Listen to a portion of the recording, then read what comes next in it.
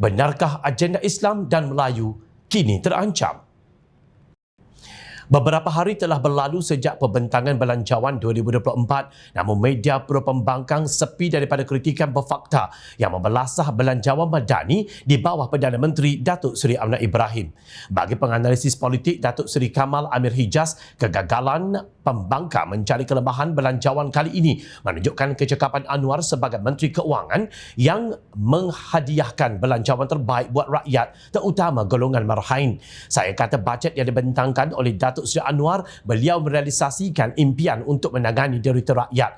Sebelum itu saya katakan bajet ini bajet Robin Hood, di mana yang kaya itu kena memberi sesuatu kepada marahin. Selama 2 hari saya melihat di media sosial tak terkata pimpinan pembangkang soal bajet ini, tak terkata, melainkan mereka terpaksa bercakap tetapi fakta hilang, meleret entah ke mana. Saya melihat rakyat rindukan hadirnya bajet sebegini menangani derita rakyat, di mana kemakmuran negara dapat dikongsi biarpun dalam keadaan suasana ekonomi yang tidak menentu, katanya, menerusi satu kenyataan. Jika dilihat dan diamati selama ini, antara tuduhan yang sering diulang-ulang terhadap pentadbiran Perdana Menteri ialah kehadiran DAP dalam gabungan Pakatan Harapan PH dan Kerajaan Perpaduan mendatangkan ancaman kepada Islam dan orang Melayu. Pembangkang termasuk bekas Perdana Menteri Tun Dr. Mahathir Mohamad mendakwa pengerusi PH tunduk kepada DAP kerana parti itu mempunyai bilangan kerusi parlimen terbanyak berbanding yang lain dalam kerajaan campuran. Bagaimanapun, Setiausaha Agong UMNO Datuk Ashraf Wajdi Dasuki menegaskan dakwaan tersebut tidak benar berdasarkan peruntukan 1.9 bilion ringgit untuk syiar Islam di bawah Belanjawan 2024. Pertambahan peruntukan untuk JAKIM dan pembangunan hal ehwal Islam dari 1.5 bilion ringgit pada tahun 2023 kepada 1.9 bilion ringgit jelas membuktikan bahawa dakwaan Islam semakin terancam dan diabaikan oleh Kerajaan Perpaduan Malaysia. Gabungan 18 parti politik hanya kerana ada DAP di dalamnya adalah jelas fitnah, katanya dalam satu hantaran di media sosial. Beliau juga menyatakan bagaimana Anwar telah menerima inisiatif Presiden UMNO Datuk Seri Dr. Ahmad Zahid Hamidi melalui Pelan Tindakan Dasar Pendidikan Tahfiz Negara atau DPTN dengan memperuntukkan 187 juta ringgit, termasuklah 150 juta ringgit untuk program penyelenggaraan dan naik taraf prasarana sekolah yang uzur, 17 juta ringgit untuk program tahfiz TVET, pendidikan dan latihan teknikal dan vocational, dan 20 juta ringgit program pratahfiz kemas yang menyasarkan 100,000 hufaz cilik menjelang tahun 2026, katanya. Tambahan pula, Ashraf berkata agenda Melayu dan Bumiputera diperkukuh dengan penambahan peruntukan untuk Kementerian Kemajuan Luar Bandar dan Wilayah kepada 11.544 bilion ringgit dan 3.99 bilion ringgit untuk MARA yang diamanahkan untuk memperhebatkan pelbagai program pembiayaan perniagaan, keusahawanan, pendidikan termasuk pemerkasaan,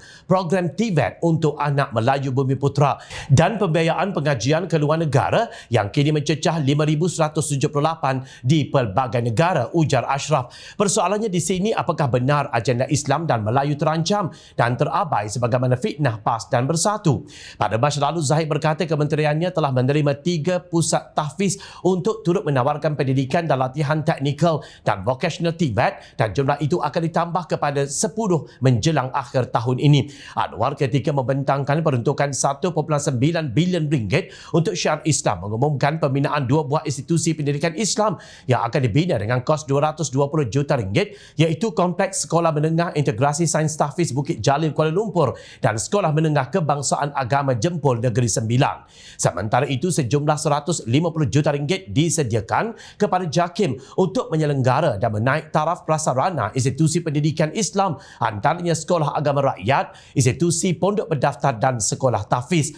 Anwar juga berkata Kerajaan Perpaduan memutuskan untuk mengembalikan semula geran bantuan sebanyak RM20,000 kepada semua sekolah agama rakyat yang berdaftar di bawah JAKIM. Sesungguhnya Belanjawan 2024 yang mengangkat martabat Islam dan Bumiputera dengan penuh santun dan bijaksana telah membuat mulut pimpinan pembangkang tercengang.